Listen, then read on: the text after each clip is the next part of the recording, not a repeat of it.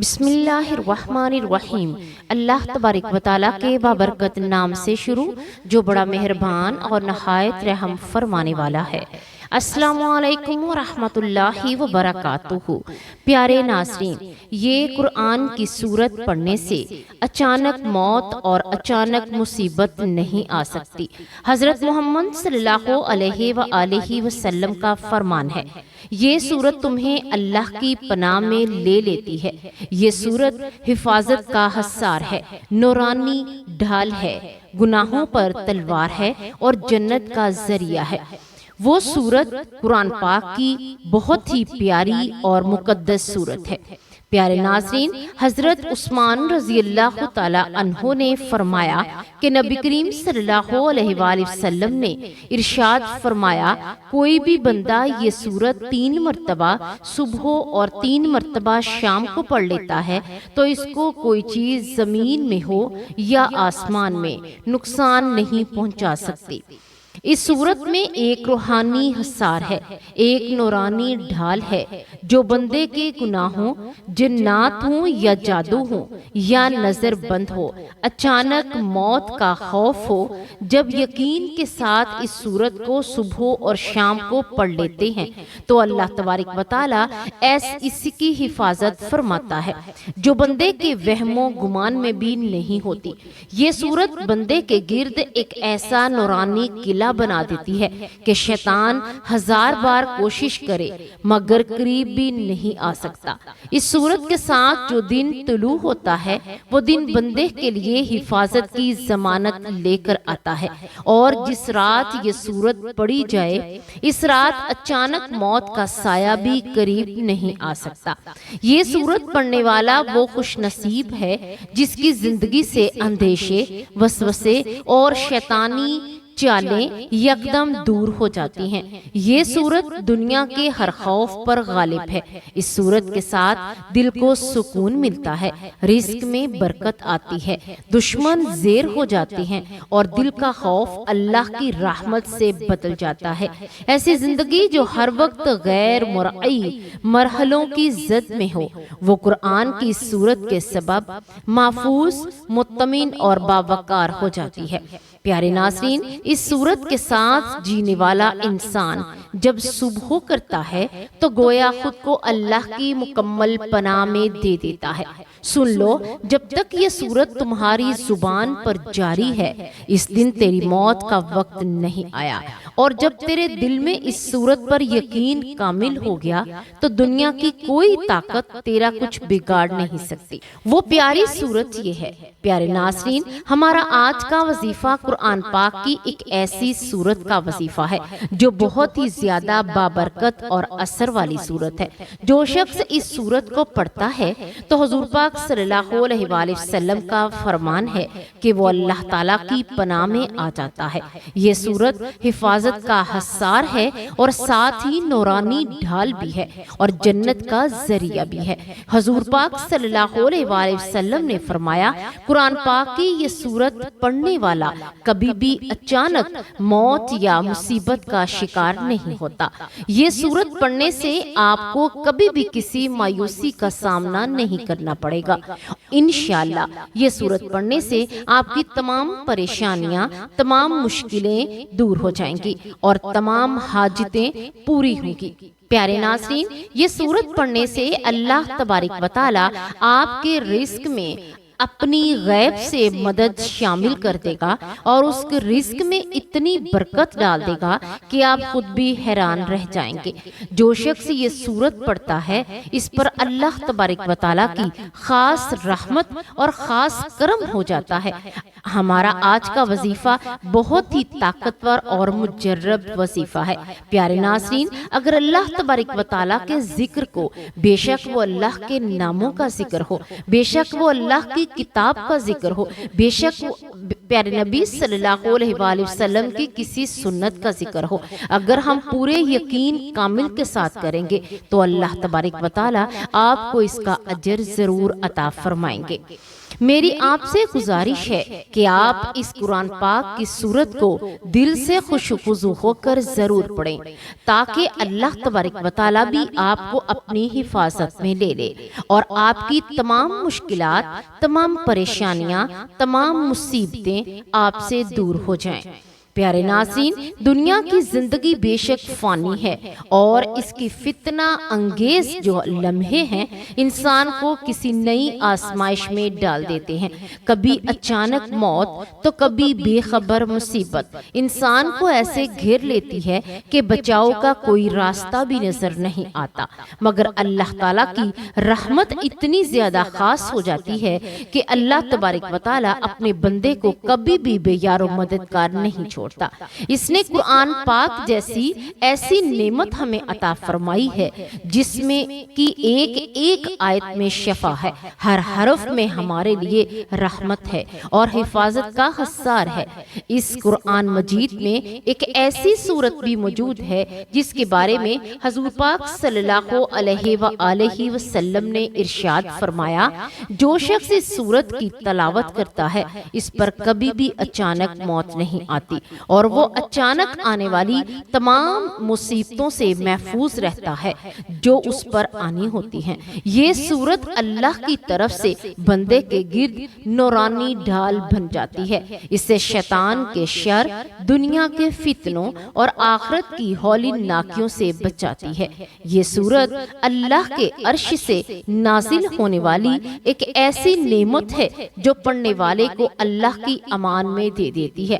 پیارے ناظرین، قرآن پاک کی ہر آیت کے ہر حرف کی اگر ہم تعریف کرنے لگ جائیں تو اگر دنیا کے تمام درختوں کو کلمے بنا دیا جائے، تمام سمندروں کو سیاہی بنا دیا جائے تو قرآن پاک کی کسی بھی آیت کی، کسی بھی لفظ کی ہم تعریف کو مکمل نہیں لکھ سکتے۔ اللہ تبارک و تعالیٰ نے قرآن کو ہمارے اندر اتنی رحمت والی کتاب بنا کر بھیجا ہے۔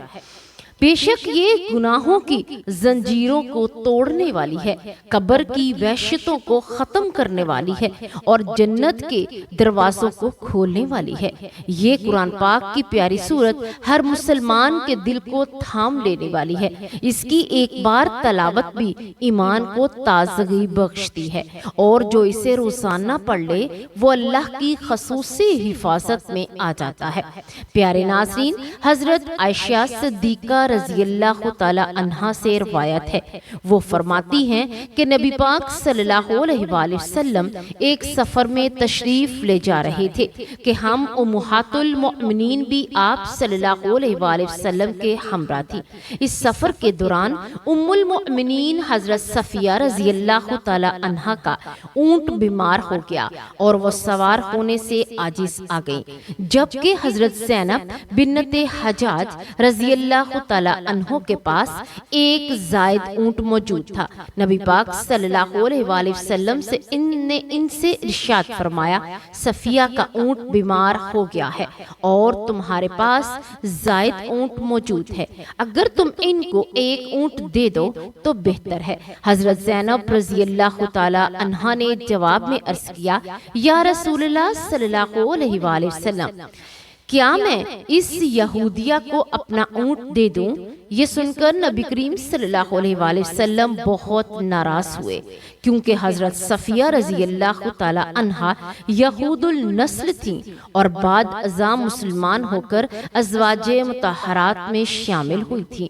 آپ صلی اللہ علیہ وآلہ وسلم نے حضرت زینب رضی اللہ تعالی عنہا کی یہ بات سخت ناگوار سمجھی اور ان سے ناراض ہو گئے اور ان سے بات چیت کرنا بند کر دی۔ یہ واقعہ حجۃ الوداع کے سفر میں ہی ذی الحجہ کے دوران پیش آیا۔ آپ صلی اللہ علیہ وآلہ وسلم کی ناراضگی کا یہ عالم تھا، نہ صرف ان سے بات کی بلکہ ان کی ناراضگی کا اثر اس قدر گہرا اور طویل ہوا کہ پورا باقی ذی الحجہ گزر گیا، محرم گزر گیا، سفر کا مہینہ بھی ختم ہو گیا، یہاں تک کہ ربیع الاول کا آغاز ہو گیا اور چند دن بھی گزر گئے، لیکن نبی کریم صلی اللہ علیہ وآلہ وسلم نے حضرت زینب رضی اللہ تعالی عنہا سے بات نہ کی۔ حضرت زینب رضی اللہ تعالی عنہا نے جب دیکھا کہ اتنا طویل عرصہ ہو چکا ہے اور رسول اللہ صلی اللہ علیہ وآلہ وسلم کی ناراضگی اب تک دور نہیں ہوئی، تو انہوں نے یہ گمان کیا کہ شاید اب آپ صلی اللہ علیہ وآلہ وسلم کو ان سے کوئی تعلق باقی نہیں، بلکہ انہوں نے اپنا بستر، اپنی چارپائی اور دیگر سامان سمیٹ لیا اور الگ ہو گئے۔ ان کا یہ عمل ان کے دل کی گہرائی سے نکلا ہوا درد تھا۔ وہ اس حالت میں الگ ہوئی کہ دل غم سے بوجھل تھا۔ شاید کہ اللہ کے نبی پاک صلی اللہ علیہ وآلہ وسلم کی ذات مبارکہ میں اب ان کے لیے کوئی جگہ باقی نہیں رہی، لیکن یہ بھی ان کی عظمت تھی کہ باوجود اپنے دل کے درد کے اور ناراضگی کی شدت کے وہ ادب اور کا دامن حیات تھامے رہیں۔ انہوں نے نہ کوئی شکوہ کیا، نہ فریاد کی، نہ کسی اور سے کچھ کہلوایا، بلکہ خاموشی سے رسول پاک صلی اللہ علیہ وآلہ وسلم کے فیصلے کے سامنے سر تسلیم خم کر کے خود کو الگ کر لیا۔ یہ واقعہ امت کو یہ سکھاتا ہے کہ نبی کریم صلی اللہ علیہ وآلہ وسلم کی نگاہ میں الفاظ اور طرز تخاطب کس قدر اہمیت رکھتے ہیں۔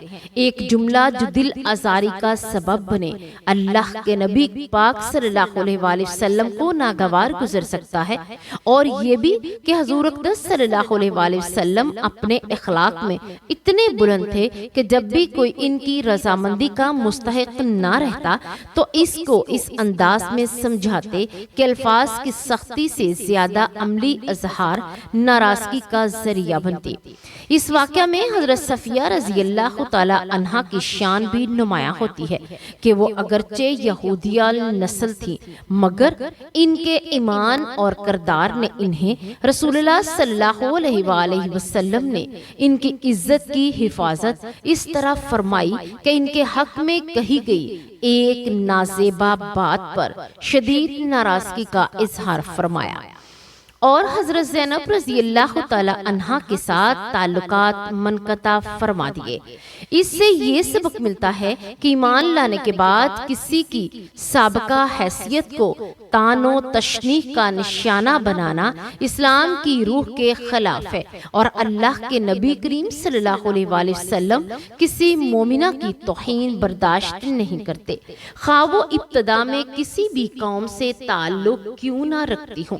رسول اللہ صلی اللہ علیہ وآلہ وسلم نے اس واقعے کے ذریعے اپنی امت کو یہ تعلیم دی کہ عزت ایمان سے ہے، نسب سے نہیں، اور تقوی ہی انسان کو اللہ کے نزدیک بلند مقام عطا کرتا ہے، جیسے کہ قرآن کریم میں ارشاد ہے، یہ بھی کہ ازدواجی زندگی میں نرمی، حلم اور برداشت سے کام لینا ہی اصل کامیابی ہے، جبکہ کسی کی سابقہ زندگی کو بار بار یاد دلانا یا اس پر تانا دینا انسان کو اللہ اور اس کے رسول صلی اللہ علیہ وآلہ وسلم کی ناراضگی کا مستحق بنا دیتی ہے۔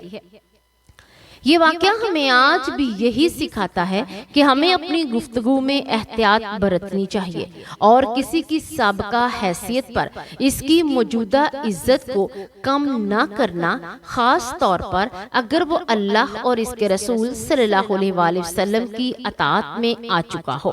اور جب یہ واقعہ اپنی شدت کو چھو کر گزر چکا تھا تو نبی پاک صلی اللہ علیہ وآلہ وسلم کی حیات طیبہ کا ایک اور واقعہ ہمیں اخلاق، عفو درگزر اور حکمت عملی کا بے مثال سبق دیتا ہے۔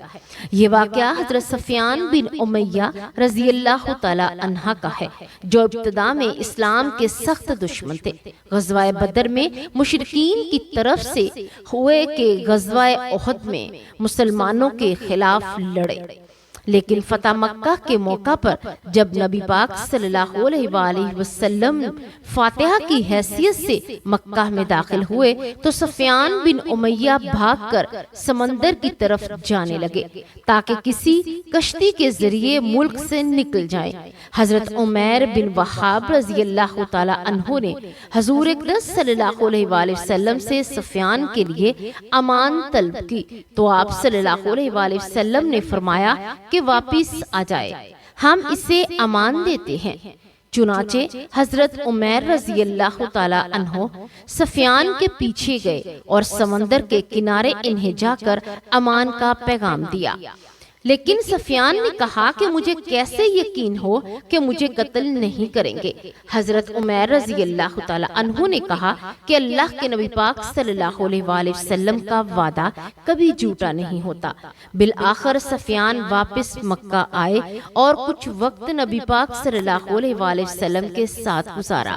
ابھی وہ مسلمان نہیں ہوئے تھے، مگر نبی پاک صلی اللہ علیہ وآلہ وسلم نے ان کے دل کو اسلام کی طرف مائل کرنے کے لیے ان کے ساتھ حسن سلوک اور احسان کا رویہ اپنایا۔ حنین کی غنیمت میں جب وہ بہت سا مال مسلمانوں کے ہاتھ آیا تو نبی پاک صلی اللہ علیہ وآلہ وسلم نے سفیان بن امیہ کو 100 اونٹ عطا فرمائے اور پھر تھوڑا سا وقفہ دے کر مزید 100 اونٹ دے دیے، اور پھر ایک بار اور 100 اونٹ دے کر 300 اونٹ عطا فرمائے۔ سفیان حیرت میں پڑ گئے کہ ایسا احسان تو کوئی بادشاہ بھی نہیں کرتا، یہ تو وہ شخصیت ہے جو سچ میں اللہ کا رسول ہے۔ چنانچہ اس کے دل میں اسلام کی سچائی بیٹھ گئی اور وہ دل سے مسلمان ہو گئے۔ انہوں نے خود کو کہا کہ مجھے اس وقت اسلام سے زیادہ کسی چیز سے نفرت نہ تھی، مگر اللہ کے رسول صلی اللہ علیہ وآلہ وسلم نے کہ حسن اسلوب کی مثال ہے جو دلوں کو تسخیر کر لیتے تھے۔ نبی کریم صلی اللہ علیہ وآلہ وسلم صرف دشمن کو زیر ہی نہیں کرتے تھے بلکہ دلوں کو مسخر کرتے تھے، ان کے دل کی دیواریں گرا دیتے تھے اور محبت سے انہیں اسلام کی روشنی میں لے آتے تھے۔ سفیان بن امیہ کا دل بدلنا کوئی آسان بات نہ تھی، مگر جب وہ رسول اللہ صلی اللہ علیہ وآلہ وسلم کے قریب آئے تو ان کے حلم، ان کی شفقت، ان کے وسعت قلبی کو دیکھا تو خود کہنے لگے کہ یہ دین تو سچ ہے اور اس کے نبی کا مقام وہ ہے جو اللہ کے نبی کا ہونا چاہیے۔ اسی طرح اسلام ایک دشمن کے دل میں محبت سے داخل ہوا اور ایک سخت دل انسان نرم دل مومن بن کر رہے گا۔ یہ واقعہ امت کو یہ سکھاتا ہے کہ صرف زبان سے نہیں بلکہ اپنے رویے سے، اپنے اخلاق سے اور اپنے عمل سے دلوں کو جیتنا چاہیے۔ اس لیے اگر کسی کے دل میں اسلام کی روشنی ڈالنی ہو تو اسے رسول اللہ صلی اللہ علیہ وآلہ وسلم کی سیرت کے آئینے میں دکھاؤ، کیونکہ یہی وہ راستہ ہے جس سے دشمن دوست بن جاتا ہے، نفرت محبت میں ڈھل جاتی ہے اور کفر ایمان میں بدل جاتا ہے۔ اور جب سفیان بن امیہ رضی اللہ تعالی عنہ کا دل اسلام کی روشنی سے منور ہو چکا تھا تو اس کے کچھ ہی عرصے بعد ایک اور ایمان افروز واقعہ ہمیں نبی پاک صلی اللہ علیہ وآلہ وسلم کے صبر و استقامت، دل جوئی اور امت کے غم میں ڈوبے ہوئے دل کی جھلک دکھلاتا ہے۔ وہ واقعہ طائف کا ہے، جب رسول اللہ صلی اللہ علیہ وآلہ وسلم اپنے چچا ابو طالب، اپنی زوجہ محترمہ حضرت خدیجہ رضی اللہ تعالی عنہا کی وفات کے بعد مکہ کی سختیوں سے مجبور ہو کر طائف تشریف لے گئے کہ شاید وہاں کے لوگ اسلام کو قبول کر لیں اور اللہ کا پیغام سننے کو تیار ہو جائیں، لیکن طائف والوں نے آپ صلی اللہ علیہ وآلہ وسلم کے ساتھ بدترین سلوک کیا۔ سرداروں نے نہ صرف انکار کیا بلکہ شہر کے اوباش لڑکوں کو آپ صلی اللہ علیہ وآلہ وسلم کے پیچھے لگا دیا، جنہوں نے آپ صلی اللہ علیہ وآلہ وسلم کو پتھر مارے، یہاں تک کہ آپ صلی اللہ علیہ وآلہ وسلم کے نالین مبارک خون سے بھر گئے اور حضرت زید بن حارثہ رضی اللہ تعالی عنہ جو آپ کے ساتھ تھے، ان کا سر بھی زخمی ہو گیا تھا۔ جب آپ صلی اللہ علیہ وآلہ وسلم اس حال میں شہر سے باہر نکلے تو ایک باغ میں بیٹھ کر اللہ تعالیٰ سے فریاد کی، اے اللہ، میں اپنی بے بسی، اپنی کمزوری اور لوگوں کی نگاہوں میں اپنی بے قدری کی شکایت تجھ سے ہی کرتا ہوں۔ اے ارحم الراحمین میں تو میرا رب ہے، اگر تو مجھ سے ناراض نہیں تو مجھے کسی کی پرواہ نہیں، لیکن تیری عافیت مجھے زیادہ عزیز ہے۔ نبی پاک صلی اللہ علیہ وآلہ وسلم کی یہ دعا اس انداز میں فریاد کرنا بتاتا ہے کہ نبی کا دل کتنا نرم ہوتا ہے۔ وہ دشمنی کا بدلہ بد دعا سے نہیں لیتے بلکہ دعا سے لیتے ہیں۔ اسی لمحے اللہ تعالیٰ نے آپ صلی اللہ علیہ وآلہ وسلم کے پاس حضرت جبرائیل علیہ السلام کو بھیجا اور عرض کیا کہ اگر آپ حکم دیں تو ان پہاڑوں کو جو طائف کے دونوں جانب ہیں ان کو آپس میں ملا دیا جائے اور یہ قوم ہلاک کر دی جائے۔ تو حضور پاک صلی اللہ علیہ وآلہ وسلم نے جواب میں فرمایا نہیں، بلکہ میں دعا کرتا ہوں کہ اللہ ان کی نسل میں ایسے لوگ پیدا کرے جو اس دین کو قبول کریں گے اور ایک دن اللہ کے دین کے سچے علمدار بنیں گے۔ یہ وہ رحمت النبی صلی اللہ علیہ وآلہ وسلم تھے جنہیں ان کے رب نے رحمت للعالمین بنایا تھا۔ وہ جنہیں تکلیف دی گئی، جنہیں پتھر مارے گئے، جن پر ظلم و ستم کیا گیا، لیکن آپ کی زبان سے بد دعا کی بجائے دعا نکلی۔ اور آپ دیکھ لو کہ طائف وہی شہر ہے جہاں قرآن پاک پڑھا جاتا تھا، اذانیں گونجتی تھیں، اور آج بھی مسجدیں آباد ہیں اور اسلام اپنی روشنی اب بکھیر رہا ہے۔ یہ نبی کریم صلی اللہ علیہ وآلہ وسلم کی دعا کی قبولیت ہے کہ دشمنوں کے دل بدل گئے، ان کی نسلیں مومن بن گئیں اور طائف ایمان کا مرکز بن گیا۔ یہ واقعہ ہمیں دکھاتا ہے کہ صبر کی انتہا پر بھی نرمی ہی فتح لاتی ہے۔ یہ کہ جو شخص اللہ کی رضا کے لیے سب کچھ جھیلتا ہے، اللہ اسے دنیا اور آخرت دونوں میں سرفراز فرما دیتا ہے۔ حضرت عثمان بن عفان رضی اللہ تعالی عنہ وہ جلیل القدر صحابی ہیں جنہیں نبی کریم صلی اللہ علیہ وآلہ وسلم نے 2 بیٹیوں کے نکاح کا شرف بخشا اور فرمایا اگر میری تیسری بیٹی ہوتی تو میں بھی وہ بھی عثمان کے نکاح میں دے دیتا۔ حضرت عثمان رضی اللہ تعالی عنہ کو عبادت میں خشوع خضوع، سخاوت، حیا اور تقوی میں ایک خاص مقام حاصل تھا۔ حضرت عثمان رضی اللہ تعالی عنہ نے فرمایا کہ نبی پاک صلی اللہ علیہ وآلہ وسلم نے ارشاد فرمایا کوئی بھی بندہ یہ سورت 3 مرتبہ صبح اور 3 مرتبہ شام پڑھ لیتا ہے، اس کی کوئی بھی چیز زمین میں ہو یا آسمان میں اسے نقصان نہیں پہنچا سکتی۔ اس سورت میں ایک روحانی حصار ہے اور ایک نورانی ڈھال ہے۔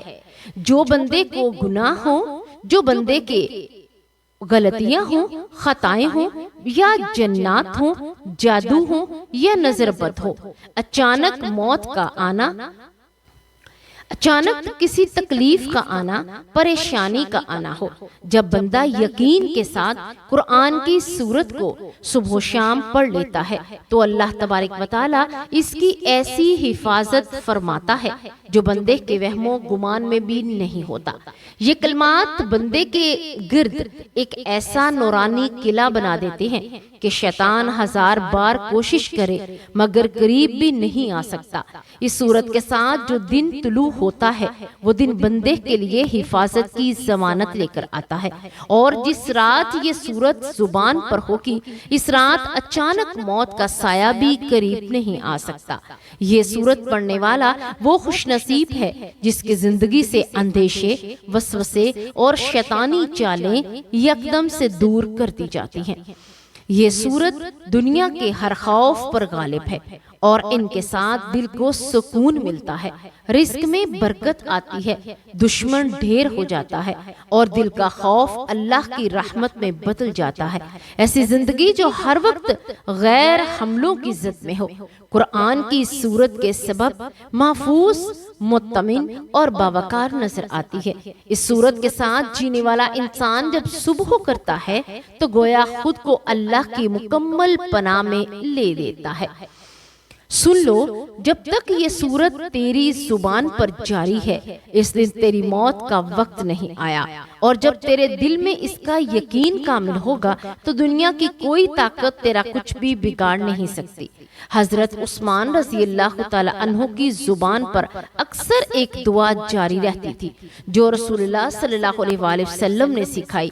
وہ دعا یہ تھی، حضرت عثمان رضی اللہ تعالی عنہ نے فرمایا، میں نے نبی پاک صلی اللہ علیہ وآلہ وسلم کو یہ فرماتے ہوئے سنا، جو شخص صبح کے وقت 3 مرتبہ اور شام کے وقت 3 مرتبہ یہ دعا پڑھ لے، اسے کوئی بھی آنے والی مصیبت نہیں پہنچ سکتی۔ چنانچہ حضرت عثمان رضی اللہ تعالی عنہ نے فرمایا، جب سے میں نے یہ سنا کبھی بھی میں نے یہ ترک نہ کیا۔ ایک مرتبہ مدینہ کے اطراف میں وبا پھیلی، لوگ اچانک بیمار ہونے لگے، خوف کے سائے پھیل گئے، لیکن جن لوگوں کو یہ دعا یاد تھی اور اسے یقین کامل کے ساتھ صبح و شام پڑھتے تھے، وہ اس آزمائش سے محفوظ رہے۔ ایک شخص نے حضرت عثمان رضی اللہ تعالی عنہ سے پوچھا، کیا واقعی چند الفاظ اتنے اثر رکھتے ہیں؟ تو حضرت عثمان رضی اللہ تعالی عنہ نے فرمایا، یہ الفاظ نہیں، یہ اللہ کا نام ہے، اور اللہ کے نام کے ساتھ کوئی چیز زمین میں ہو یا آسمان میں کبھی بھی نقصان نہیں پہنچا سکتی۔ یہ صرف دعا ہی نہیں بلکہ ایک روحانی حصار بھی ہے۔ جب بندہ یقین کامل کے ساتھ اللہ کے اس نام کو، قرآن مجید کی اس پیاری سورت کو صبح اور شام اپنا ساتھی بناتا ہے تو اللہ تبارک و تعالی اسے اپنی حفاظت میں لے لیتا ہے، جو بندے کے وہم و گمان میں بھی نہیں ہوتی۔ حضرت عثمان رضی اللہ تعالی عنہ کا یہ عمل نہ صرف ان کے لیے باعث حفاظت بنا بلکہ امت کے لیے ایک بہت بڑا حصار بھی ہے۔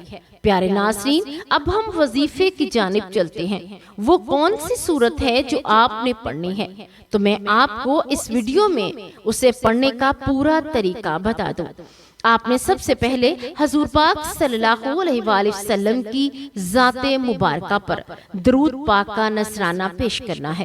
رسول پاک صلی اللہ علیہ وآلہ وسلم پر درود پاک 1 مرتبہ بھیجنے سے بے شک اللہ تبارک و تعالی آپ پر 10 مرتبہ رحمت نازل فرمائے گا۔ آپ اس سورت کو پڑھنے سے پہلے تعوذ پڑھیں، اور تعوذ پڑھنے کے بعد تسمیہ یعنی اعوذ باللہ من الشیطان الرجیم، بسم اللہ الرحمن الرحیم۔ اب آپ درود ابراہیمی پڑھ لیجئے۔ درود ابراہیمی آپ طاق اعداد میں پڑھیں گے، 1 مرتبہ، 3 مرتبہ، 5 مرتبہ یا 7 مرتبہ۔ 1 مرتبہ آپ درود پاک میرے ساتھ ثواب کی نیت سے پڑھ لیجئے۔ اللہم صلی علی محمد وعلی آل محمد کما صلیت علی ابراہیم وعلی آل ابراہیم انک حمید مجید۔ اللہم بارک علی محمد وعلی آل محمد کما بارکت علی ابراہیم وعلی آل ابراہیم انک حمید مجید۔ پیارے ناظرین، درود پاک پڑھنے کے بعد آپ نے 1 مرتبہ سورت ملک کی تلاوت کرنی ہے، اور سورت ملک کی تلاوت کرنے کے بعد آپ نے یہ کلمات پڑھنے ہیں، لا الہ الا اللہ العظیم الحلیم، لا الہ الا اللہ رب العرش العظیم، لا الہ الا اللہ رب السماوات ورب الارض ورب العرش الکریم۔ اللہ کے علاوہ کوئی خدا نہیں جو بہت بڑا بردبار ہے۔ اللہ کے علاوہ کوئی خدا نہیں جو بڑے عرش کا رب ہے۔ اللہ کے علاوہ کوئی خدا نہیں جو آسمانوں کا رب ہے اور زمین کا رب ہے اور عزت والے عرش کا رب ہے۔ یہ دعا آپ نے صرف 21 مرتبہ پڑھنی ہے، اور اس کے بعد آپ نے آخر میں درود پاک پڑھنا ہے۔ درود ابراہیمی جو آپ نے شروع میں پڑھا تھا وہی آپ طاق اعداد میں پڑھ لیں۔ یہ پڑھنے کے بعد آپ نے قرآن پاک کی وہ سورت جسے 1/3 قرآن بھی کہا گیا، یعنی سورۃ الاخلاص، آپ نے سورۃ الاخلاص پڑھنی ہے۔ اس سورت کو آپ نے 7 مرتبہ پڑھنا ہے، اور 7 مرتبہ ہی جب آپ شروع کریں گے تو آپ تسمیہ ضرور پڑھیں گے، یعنی بسم اللہ الرحمن الرحیم لازمی پڑھیں گے۔ پیارے ناظرین، اس کو پڑھنے سے آپ پر جتنے بھی خبیث اثرات ہیں، جو بھی آپ پر خوف کی علامت ہے، یا کسی بھی چیز کا آپ کو ڈر ہے، یا کچھ بھی آپ کے اوپر مشکل ہے، تو اللہ تبارک و تعالی اسے دور فرما دیں گے۔ پیارے ناظرین، بے شک اللہ تبارک و تعالی کی یہ پیاری صورتیں آپ کو سب کچھ عطا فرمانے والی ہیں۔